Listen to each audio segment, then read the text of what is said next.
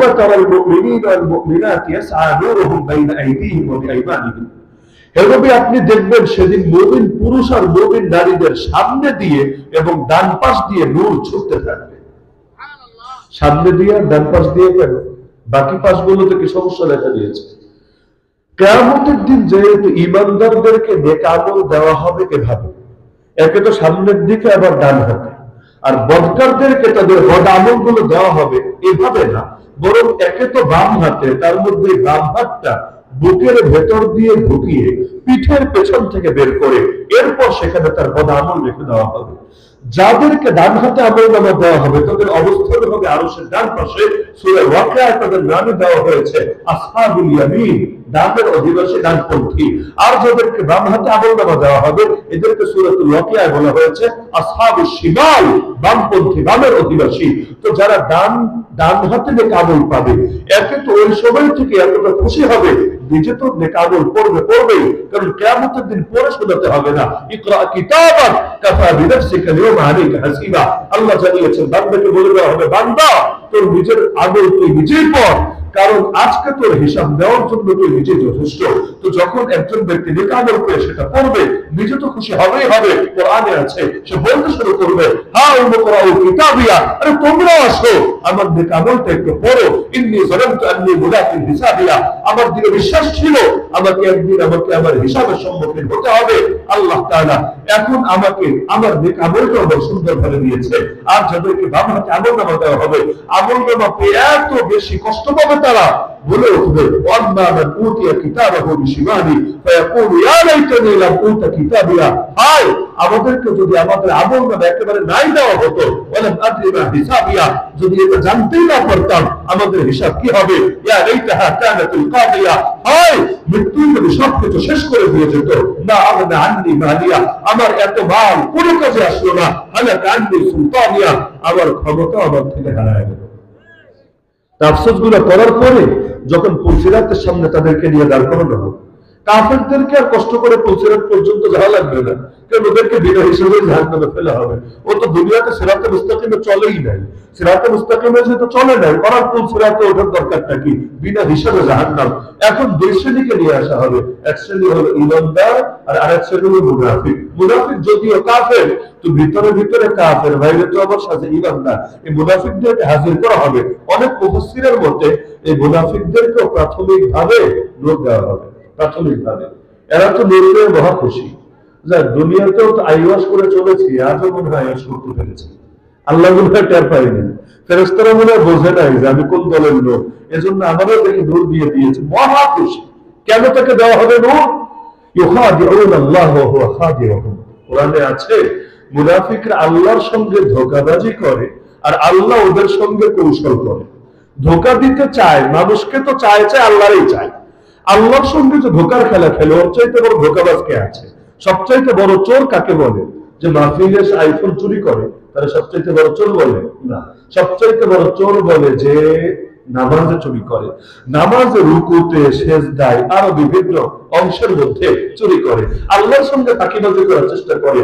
তো যেই বাটপারে আল্লাহরে ফাঁকি দেওয়ার চেষ্টা করে, ওই বাটপারে বান্দার সাথে কি করতে পারে এটাকে আর বলা লাগে। তো মুনাফিক যখন আল্লাহরে ধোঁকা দেয়, বাকিদেরকে বাকিরা বেতন দুঃখে, এখন নবীরাও ধোঁকা দেয়। ৮ নম্বর করা একটা মুনাফিকদের নামে সূরা আছে, সূরা মুনাফিকুন। এর ১ নম্বর আয়াতে আল্লাহ জানান, ইযা জাআকাল মুনাফিকুন, মুনাফিকরা যখন আপনার কাছে আসে, ক্বালু, তখন বলে, নাশহাদু, আমরা সাক্ষ্য দিচ্ছি, ইন্নাকা রাসূলুল্লাহ, নিশ্চয়ই আপনি আল্লাহর রাসূল। মুখ থেকে যেন বলতে ধরে, নবীরা যদি আল্লাহর রাসূল মানে তাহলে মুনাফিক থাকার দরকার কি? এসে বলে আমরা সাক্ষ্য দিচ্ছি নিশ্চয়ই আপনি আল্লাহর রাসূল।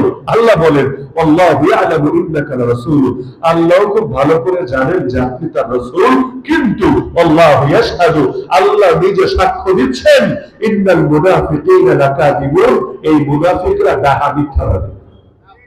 ওরা এসে বলল নিশ্চয়ই আপনি আল্লাহর রাসূল। আল্লাহ বলে দিচ্ছেন ওরা মিথ্যাবাদী। কেন? মিথ্যা কোথায়? তিনি কি আল্লাহ রাসূল না? অবশ্যই তিনি আল্লাহ রাসূল। মিথ্যা দুই রকম হয়। একরকম মিথ্যা হলো মুখ দিয়ে যা বলেছে বাস্তবতার সাথে মিলে নাই। যেমন আমি বললাম এখন দিন, কিন্তু আপনারা সবাই দেখতে পাচ্ছেন এখন হলো রাত, তাহলে আমার মুখের কথার সাথে বাস্তবতা মিলল না, এটা মিথ্যা। আমি বললাম নেত্রী পালায় নাই, কিন্তু আপনারা দেখলেন যে নেত্রী আসলে পালিয়ে গিয়েছে। মিথ্যা, বাস্তবতার সাথে মিলে নাই। এখন আমি যতই বলি নেত্রী পালায় না, এগুলো ভুয়া কথা, এগুলো গুজব, এগুলো কল্পনা, আসলে তিনি আছেন, এখনো আছেন, এটা যদি বলি বাস্তবতার সাথে যেহেতু মিলে নেই, তাহা মিথ্যা। আরেক রকম মিথ্যা আছে, বুকের সাথে মুখে মিলে না। বুকে আছে একটা, মুখে আছে আরেকটা। মুনাফিকদের বুকে কি রাসূল আছে? মুনাফিকদের বুকে কি রাসূল আছে? নাই। কিন্তু মুখ দিয়ে বলছে নিশ্চয়ই আপনি আল্লাহর রাসূল। এই বুকে আর মুখে যদি না মেলে তারা মিথ্যা বলে। এজন্য মুনাফিকের এক নম্বর আলামতি বলা হয়েছে, সবাই জানেন মুনাফিকের এক নম্বর আলামতি বলা হয়েছে কথা বললে সত্য বলে না মিথ্যা বলে? মিথ্যা বলেই যে নির্বাচন আসুক না, দেখবেন মিথ্যা কত প্রকার আর কি কি। এক একজনের নির্বাচনী অঙ্গীকারে মিথ্যার মধু ঝরবে। বাংলাদেশে যত নির্বাচন হয়েছে, সবগুলো নির্বাচনের আগে যত আশ্বাস দেওয়া হয়েছে, অঙ্গীকার দেওয়া হয়েছে, এগুলোকে যদি একটা বইয়ের মধ্যে সংকলন করা যেত, এরপর বাস্তবে কি ঘটেছে এইটাও যদি এর সাথে মিলায় দেখানো যেত, তাহলে বাঙালি জাতিকে মিথ্যার উপরেও নোবেল পাওয়ার জন্য সুপারিশ অন্তত করা যেত। তবে একটা কাজ বাকি আছে। রাজনগরের মানুষ আমি জানি না আগে রাজনগর এদিকে এসেছে কিনা আমার মনে পড়ে না। আমার কথা বলতে একটু একটু কষ্ট পাবেন, তবে একটু মন খারাপ করে লাভ নাই। আমি কথা বলবো কষ্ট পাবেন না, এটা আসলে হবে না। তবে এই কথার জন্য আমি আমার যাওয়ার আগে ক্ষমা চাইবো না, বরঞ্চ আমি এটা বলে যাব যে নিজের মনের একটু চিকিৎসা করায় নিয়েন, তাহলে ইনশাআল্লাহ কষ্ট লাগবে না। তো মনে যদি ভেজাল লাগে, কিছু কথা তীরের মতো বিদ্ধ হতে পারে, এটা কথকেরও দোষ না, কথারও দোষ না, বরং নীরের দোষ। জল অনেকদিন ধরে পড়ায় এক দুইটা ভাষায় জল যায় না, বরং ভাষায় একটু বেশি পড়া লাগে, এরপর জল দূর হবে ইনশাআল্লাহ। তাহলে দেখা যায় মুনাফিক এসে বলল নিশ্চয়ই আপনি আল্লাহ রাসূল, অথচ তার দিলে নাই তিনি আল্লাহ রাসূল। এটাকে মিথ্যা না? তাহলে মিথ্যা মানে কি নবীকে ধোঁকা দেওয়ার চেষ্টা করে না? করে। এমনকি কোরআনে সূরা বাকারায় আল্লাহ জানিয়েছেন যেটা তারাবির নামাজের প্রথম রাকাতেই করা হয় প্রতি রমজানে। একেবারে প্রথম রাকাতেই মুমিনদের কাছে যখন মুনাফিকরা আসে তখন বলে আমান্না, আমরা তো ঈমান এনেছি, আমরা তো ঈমানদার। মানে মুমিনদের দলের সদস্য তারা, এটা বোঝানোর চেষ্টা করে। কিন্তু আল্লাহর পরের আয়াতে জানেন ওয়াইদা খালাউ ইলা শায়াতিনিহিম, যখন তারা তাদের শয়তান নেতাদের সাথে মিলিত হয়। আল্লাহ শব্দই হলো শায়াতিন। শায়াতিন হলো শয়তানের বহুবচন। শয়তান মানে একটি শয়তান, আর শায়াতিন মানে বহু শয়তান। ওয়াইদা খালাউ ইলা শায়াতিনিহিম, তারা যখন তাদের শয়তানদের সাথে মিলিত হয়, তবে এই শয়তান জিন শয়তান না। তো জিন শয়তানের সাথে আমার মিলিত হয় কিভাবে? জিন শয়তান তো লগে লগে সবসময় থাকে, এই শয়তান হলো মানুষ শয়তান। যখন তাদের সাথে মিলিত হয় কালু, তখন বলে ইন্না মাআকুম, আরে আমরা তো আছি মূলত তোমাদেরই সাথে। ইন্নামা নাহনু মুস্তাহজিউন, আমরা মজা নিচ্ছি মুসলমানদের থেকে। নাউযুবিল্লাহ। তো মুনাফিকরা যেহেতু দুনিয়াতে ধোঁকার খেলা খেলে, আল্লাহরও ধোঁকা দিতে চায়, নবীরও ধোঁকা দিতে চায়, মুমিনদেরকে ধোঁকা দিতে চায়। এজন্য আল্লাহ কৌশল করবেন, প্রথমে নূর দিবেন, নূর পেয়ে মহা খুশি। কিন্তু যেই মাত্র পৌঁছরাতের কাছে আসবে দেখবে নূর গেছে হারিয়ে। আর কেয়া হোগা, এখন চলবে কিভাবে? বড় পেরেশানিতে পড়বে। তখন কি করবে এটাও জানিয়েছেন সূরা হাদীদ আয়াত নম্বর 13, মানে এর পরের আয়াতেই আল্লাহ জানিয়ে দিচ্ছেন ইয়াউমা ইয়াকুলুল মুনাফিকুনা ওয়াল মুনাফিকাত, সেদিন পুরুষ মুনাফিকরাও বলবে, লেডি মুনাফিকরাও বলবে। মানে মহিলা হলেই যে সেখানে ছাড় দিয়ে দেওয়া হবে, তুমি যেহেতু নারী ঠিক আছে যাও তোমার ছুটি না, বরং জেন্টস মুনাফিকরাও বলবে, লেডিস মুনাফিকরাও বলবে। কাদেরকে? লিল্লাযিনা আমানু, ঈমানদারদেরকে বলবে। কি বলবে? উনজুরুনা। উনজুরুনের দুইটা অনুবাদ করা যায়, তাহলে বলেন না জানবেন, দুইটা অনুবাদ করা যায়। এখন ইনতাজিরুনা আর এখন উনজুরু ইলাইনা। প্রথম অনুবাদ হলো আরে যাও না একটু দাঁড়াও, একটু অপেক্ষা করো আমাদের জন্য, আমরা যাবো তোমাদের সাথে। নূরিকুম, তোমরা যদি একটু অপেক্ষা করো আমরাও তোমাদের নূর থেকে ফায়দা নিতে পারবো, তোমাদের নূর থেকে নূর সংগ্রহ করতে পারবো। আর দ্বিতীয় অনুবাদ হলো আমাদের দিকে একটু তাকাও, একটু তাকাও, একটু নজর দাও, তোমাদের নজর থেকে আমরা নূর সংগ্রহ করবো। অনুবাদ যেটাই করো, আমাদের জন্য একটু অপেক্ষা করো, অথবা আমাদের দিকে একটু নজর দাও, আমরা তোমাদের নূর থেকে নূর সংগ্রহ করব। এই আয়াত থেকে গভীরে ঢোকা লাগবে না, এই আয়াতের অনুবাদ থেকেই কি এটা স্পষ্ট হয়ে যায় না যে আল্লাহওয়ালাদের সাথে, ঈমানদারদের সাথে এক ধরনের নূর থাকে। নূর যদি নাই থাকে তাহলে নজর দিলে কি হবে? নূর যদি নাই থাকে তাহলে অপেক্ষা করলে তাদের সহবত পেলে কি হবে? দুনিয়াতে না বুঝলেও পুলসিরাতের সামনে দাঁড়িয়ে ঠিকই বুঝবে যে সার্কেল চেঞ্জ না করলে হয় না, সৎসঙ্গে সর্বনাশ, অসৎসঙ্গে সর্বনাশ। মুমিনদের কাছে নূর থাকে, মুমিনদের সঙ্গে যারা নিয়মিত ওঠা বসা করে আল্লাহ তাআলা ধীরে ধীরে তাদেরকে রুহানি বানায়। এই যে মাহফিল হচ্ছে না, এখানে মাহফিলে মাঝে মাঝে এমন লোক থাকে যে আসলে অশুনতে আসেন, রাস্তা দিয়ে যাচ্ছিল, ভাবলো কি হচ্ছে একটু দেখে যাই, তখন হুজুর বয়ান করছে, দেখে যায়। ওই রকম টাইমে যখন ফেরেশতা ঘোষণা দেয়, হাদিসের মধ্যে আছে, ফেরেশতা কি ঘোষণা দেয়, কুমু মাগফুরান লাকুম ক্বাদ বুদ্দিলাত সাইয়্যাতিকুম হাসানাত, তোমরা ওঠো এমন অবস্থায় তোমাদের সব গুনাহগুলোকে মাফ করে দেওয়া হয়েছে এবং তোমাদের সব গুনাহকে নেক আমল দ্বারা বদলে দেওয়া হয়েছে। এই বিচ্ছু বাহিনী কোন মাদ্রাসার এরা সবাই? এই মাদ্রাসারই? আপনারা এতটা পেরেশানিতে বললেন কেন? এই যে নুরানি বক্তব্যের এদের বলছি, সবাই মিলে গোল মিটিং করতেছেন কি কিসের জন্য পেরেশানিতে? যদি ওঠা লাগে সবাই একসাথে ওঠে, সাইড করে দেন, সমস্যা নেই, টেনশনের দরকার নেই। কিন্তু এক জায়গায় বসে সবাই গোল মিটিং করলে এটা বারবার নজরে বাঁধে না? স্বাভাবিক ব্যাপার। মাদ্রাসার উস্তাদরা বিষয়গুলো খেয়াল করা দরকার। তো এখন ফেরেশতা এসে ঘোষণা দেয় যে তোমরা ওঠো এমন অবস্থায় তোমাদের সব পাপগুলোকে মাফ করে দেওয়া হয়েছে এবং তোমাদের গুনাহগুলোকে নেক আমল দ্বারা বদলে দেওয়া হয়েছে। তো ফেরেশতারা যখন এই ঘোষণা দেয়, আল্লাহ যখন বলে দেন যে তোমরা গিয়ে খবর ঘোষণা জানিয়ে দাও, তখন ফেরেশতারা বলে, আল্লাহ এখানে এমন কিছু বান্দা আছে যারা জিকিরের জন্য আসে নাই, আপনাকে স্মরণ করার জন্য আসে নাই, তারা রাস্তা দিয়ে যাচ্ছিল, তারা সামান্য সময়ের জন্য বসেছে, এখানে কি হচ্ছে এটা দেখার জন্য। আল্লাহ তখন জানিয়ে দেন, হুমুল কওমু লা ইয়াশকা জালিসুহুম, এরা এমন ভাগ্যবান সম্প্রদায়, এদের সাথে এসে যে বসে সেও কখনো করা হয় না। তাহলে মুমিনদের সহবতে লোক থাকে, মুমিনদের নজরে বিশেষ লোক থাকে, যার কারণে দেখা যায় মুনাফিকরা পর্যন্ত যখন রিকোয়েস্ট করবে, চলে যেও না আমাদেরকে ছেড়ে, একটু নজর দাও, একটু অপেক্ষা করো আমাদের জন্য, আমরা তোমাদের দূর থেকে অনুসরণ করবো। তখন মুমিনরা জবাব দিবে, ইরজিউ ওয়ারাআকুম ফালতামিসু নূরা, আরে তোরা পেছনে যা, পেছনে গিয়ে নূর খুঁজে নিয়ে আয়। এটা শুনে ওরা ভাববে পেছনে মনে হয় স্টকে কয়েক কেজি নিউজ নাম্বার আছে, পেছনে গেলে বাক্স খুললে মানে নূর পাওয়া যাবে, সেখান থেকে নূর নিয়ে আসবে। মুমিনরা মূলত বোঝাবে দুনিয়ায় যা, দুনিয়ায়, কারণ আখিরাত হলো পাওয়ার জায়গা, করার জায়গা না, আর দুনিয়া হলো করার জায়গা, পাওয়ার জায়গা না। দুনিয়াকে বলা হয় দারুল আমাল, আমলের ঘর, আর আখিরাতকে বলা হয় দারুল জাযা, বিনিময়ের ঘর। এজন্য সূরা ফাতিহা 3 নম্বর আয়াতে আমরা বলি মালিক ইয়াউমিদ্দিন। ইয়াউমুদ্দিন শব্দের অর্থ হলো কিয়ামত দিবস, বিচার দিবস। তো কিয়ামতের দিনকে বিচার দিবস কেন বলে? এজন্যই বলে আসল বিচার আচার, আসল প্রাপ্তি মূলত কিয়ামতের দিনই হবে। দুনিয়ার পাওয়া কোনো পাওয়াই না। দুনিয়ায় জালেম যে শাস্তি পায় এটাও কোনো শাস্তি না, আর দুনিয়া আপনারা যা কিছু নিয়ামত পান এটাও কোনো নিয়ামত না।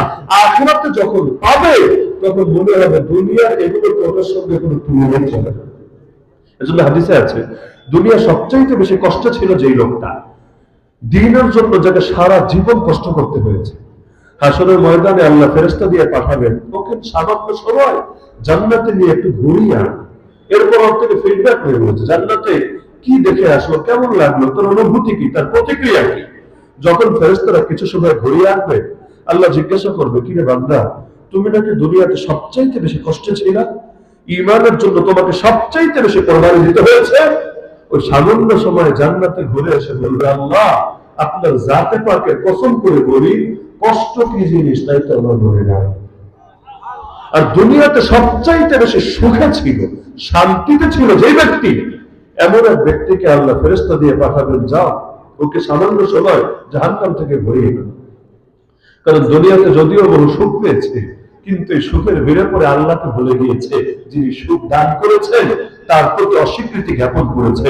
তো সামান্য সময় যখন জাহান্নাম থেকে ঘুরিয়ে আনা হবে, আল্লাহ জিজ্ঞাসা করবে, কি রে বান্দা, তুই নাকি দুনিয়ার সবচাইতে বেশি সুখী ছিলি, বিলাসী ছিলি? সে বলবে, আল্লাহ আপনার জাতে পাকের কসম করে বলি, সুখ কি জিনিস তাই তো আমার মনে নয়। কোন সেই নিয়ামত, যে নিয়ামত পেলে সব দুঃখ ভুলে যায়? কোন সেই কষ্ট, কোন সেই আযাব, যে আযাব বান্দা পেলে জীবনের সব নিয়ামত গুলো, সব সুখ গুলো মুহূর্তে বিলীন হয়ে যায়? এইটা যদি বান্দা কল্পনা করতে রাখতে পারতো না, সম্ভব না। আপনার সামনে যে যখন একজন সুন্দরী রূপসী ললনা হেঁটে যায়, আপনি যখন তার দিকে তাকান, একটা বার কি মনে করে যে 5 সেকেন্ড, 10 সেকেন্ড, 20 সেকেন্ড, 1 মিনিট নয়তো মজা নিলাম, কিন্তু কিয়ামতের দিন আল্লাহ ধরে চোখের মধ্যে যখন জ্বলন্ত সীসা ঢেলে দিবে, ওই সীসা সয়ে নেওয়ার ক্ষমতা কোনো বাপের ব্যাপার আছে? যদি নাই থাকে, এই 5 সেকেন্ড 10 সেকেন্ডের মজা পেলে কি হবে আর না পেলে কি হবে, কিন্তু আযাব আর গজব সর্বত ক্ষমতা তো কারো নাই। এজন্য হাদিসে বলা হয়েছে বুদ্ধিমানকে আর বোকাকে নবী পরিচয় দিচ্ছেন, আল কাইয়িসু মান দানা নাফসাহু ওয়া আমিলা লিমা বা'দাল মাউত। বুদ্ধিমান সে নিজের হিসাব নিজে নেয় আর মৃত্যু পরবর্তী জীবনের জন্য কাজ করে যায়। ওয়াল আজিজু মান আতবা নাফসাহু হাওয়াহা। আর বোকা সে আর অর্বাচীন সে, অথর্ব সে, যে নিজেকে নিজের খাহেশাতের পেছনে, নফসের পেছনে ছেড়ে দেয়। ওয়া তামান্না আলাল্লাহ, আর আল্লাহর উপর বড় বড় আশা করে বসে থাকে। দুনিয়াতে অনেক ছেলে পেলে এমন আছে পড়ালেখা করে, কিছু আছে এমন পড়ালেখার প্রতি ন্যূনতম মনোযোগই থাকে না। পড়ালেখার জামানায় পড়ালেখা বেশিরভাগের কাছে কষ্টই লাগে, এটাই স্বাভাবিক। যদিও শেষ হওয়ার পর সবাই মিস করে, স্টুডেন্ট লাইফে সবাই মিস করে, বলে এই জীবনটা সবচেয়ে ভালো ছিল। কিন্তু স্টুডেন্ট লাইফে মনে হয় এর চাইতে প্যারা দুনিয়াতে কিছু নেই, এইটাই সবচেয়ে কষ্টের বিষয়। তো দেখা যায় এরপর বাচ্চারা পড়ে কেন, কারণ বাবা মা বিভিন্ন বুঝ দেয়। মাদ্রাসায় এক ধরনের বুঝ, স্কুল কলেজে হলে একরকম বুঝ। কমন একটা বুঝ হলো পড়ালেখা করে যে, সবাই শুনেছে এটা, পড়ালেখা করে যে গাড়ি ঘোড়ায় চলেছে। বাচ্চা চিন্তা করে যাক কয়টা দিন কষ্ট করার করি, গাড়ি ঘোড়ায় তো চড়তে পারবো। এটা এই জন্য বোঝায় না যে পড়ালেখা না করলে গাড়ি থেকে উঠাবে না, ঘোড়া কেউ ছড়াবে না, সেটা না।